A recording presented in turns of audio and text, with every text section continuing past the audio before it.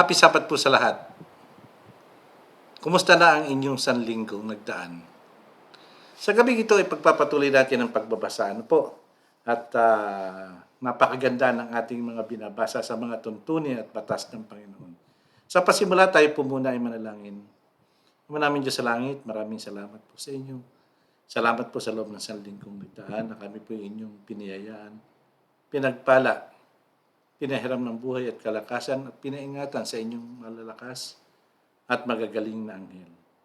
Sa gabi pong ito, kami po ay muling hihingi ng karunungan sa inyo. Isugo naman po niyo ang banal na Espiritu sa amin upang ito po ay maunawaan namin. Samahan din nawa kami ng inyong malalakas at magagaling na anghel sa gabing ito at ang lahat po hinihiling namin sa pangalan po ng aming Panginoong Hesus. Amen. Okay, pagpatuloy na po natin ang pagbabasa sa Levitico 15:1 hanggang 33. Inutusan ng Panginoon sina Moises at Aaron na sabihin ito sa mga taga-Israel. Kung may lumalabas na ari ng lalaki dahil sa kanyang sakit, ang lumalabas na iyon ay ituturing na marumi. At kahit na magpatuloy ang pagtulo o hindi, ituturing pa rin siyang marumi. At ituturing na marumi ang anumang higaan o upuan niya. At ang sino mang makahipo sa kanya o sa kanyang higaan ay o upuan ay kinakailangan maglaban ng kanyang damit at maligo. Pero ituturing pa rin siyang marumi hanggang sa paglubog ng araw. Ang sino mang maduruan ng taong ito ay kinakailangan maglaban ng kanyang damit at maligo. Pero ituturing pa rin siyang marumi hanggang sa paglubog ng araw. Ang anumang maupuan ng taong ito, katulad ng upuang ginagamit kapag sumasakay sa kabayo ay magiging marumi. Ang sino mang makahipo ng mga bagay na iyon ay kailangang maglaba ng kanyang damit at maligo pero ituturing pa rin siyang marumi hanggang sa paglubog ng araw. Ang sino mang makahipo na sa taong iyon habang hindi pa siya nakakapaghugas ng kanyang kamay ay kinakailangan maglaba ng kanyang damit at maligo pero ituturing pa rin siyang marumi hanggang sa paglubog ng araw. Ang palayok na may hipo ng taong iyon ay dapat basagin at ang bagay na gawa sa kahoy ay dapat hugasan. Kung gumaling na ang may sakit na ito, maghihintay siya ng 7 araw pagkatapos lalabhan niya ang kanyang damit at maliligo ng tubig na galing sa bukal. Sa 8 araw, kinakailangan magdala siya ng 2 kalapate o 2 ibon na bato-bato sa presensya ng Panginoon malapit sa pintuan ng Toldang Tipanan.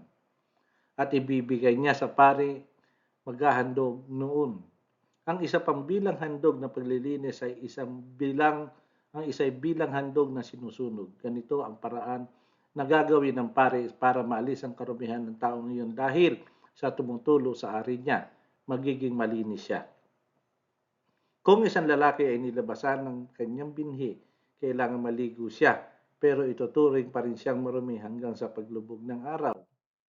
Alin mang damit o gamit na yari sa balat na matuluan ng binhi ay kinakailangan labhan pero iyon ay tuturing pa rin marumi hanggang sa paglubog ng araw. Kapag nagsiping ang lalaki sa babae at nilabasan ang lalaki ng binhi, kinakailangan maligo silang dalawa pero ituturing pa rin marumi hanggang sa paglubog ng araw. Kung ang isang babae ay may buwan ng dalaw, ituturing niya siyang marumi sa loob ng 7 araw at ang sino mang makahipo sa kanya ay ituturing ding marumi hanggang sa paglubog ng araw.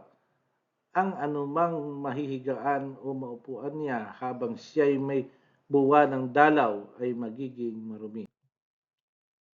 Ang sino mang makahipo sa kanyang higaan o inuupuan ay kailangang maglaba ng kanyang damit at maligo at ituring pa rin siyang marumi hanggang sa paglubog ng araw. Kung ang lalaki ay sumiping sa babaeng may buwan ng dalaw, ituturing din siyang marumi sa loob ng 7 araw at ang anumang kanyang higaan ay ituturing na marumi.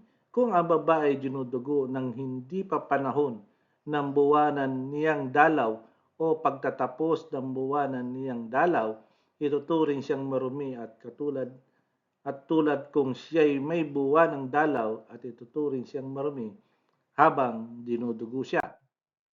Ang anumang higaan at maupuan habang siya'y dinudurog ay magiging marumi katulad ng kung siya'y may buwan ng dalaw. At ang sino mang makahipo ng mga iyon ay magiging marumi. Kinakailangan maglabas siya ng kanyang damit at maligo, pero ituturing pa rin siyang marumi hanggang sa paglubog ng araw. Kung huminto na ang buwan ng dalaw ng babae, maghihintay siya ng 7 araw at ituturing na siyang malinis.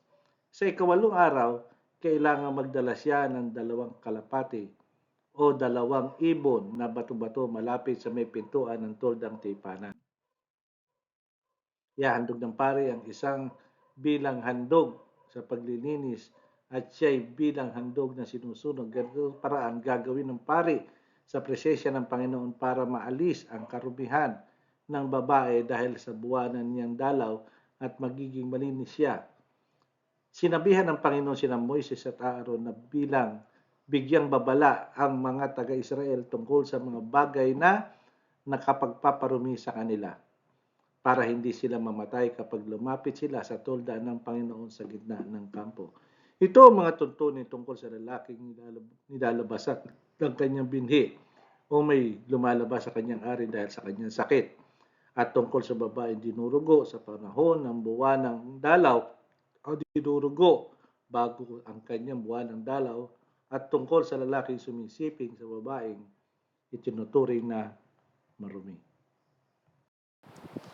Nakita po natin dito ay tungkol na naman sakit ang binibili ng Panginoon kay Moises. Ano po? At ito naman po ay tungkol sa mga karamdaman, lalo na sa babae, yung pag-agas o marahil ito po yung pagdurugo o kung ano pa man. Dito nagsisimula ang kanilang karunungan sa pamamagitan ng salita ng Panginoon. Sana ay naunawaan po natin at patuloy natin ding basahin, i-research po natin kung hindi natin maintindihan. Salamat po sa pakikisama, pakikinig muli sa gabing ito, at sa pagtatapos tayo ay manalangin. Ang manaming Diyos sa langit, maraming salamat po sa inyo. At kami po ay nakarao sa loob ng 1 linggo. At ito na naman po kami nasa araw ng pinakananapikan naming araw ng Sabat, na sana po ipakisamahan kami sa buong araw na ito upang kami po ay magkaroon ng kapanatagan at maluwalhati namin kayo sa Espiritu at katotohanan. Maraming salamat po muli sa inyo. Tinatagubilin po namin muli sa inyo ang araw ng Sabat na ito sa pangalan po ng Panginoong Jesus. Amen. Okay, maraming salamat po at magkita-kita tayo sa darating na Miyerkules. Happy Sabat po sa lahat.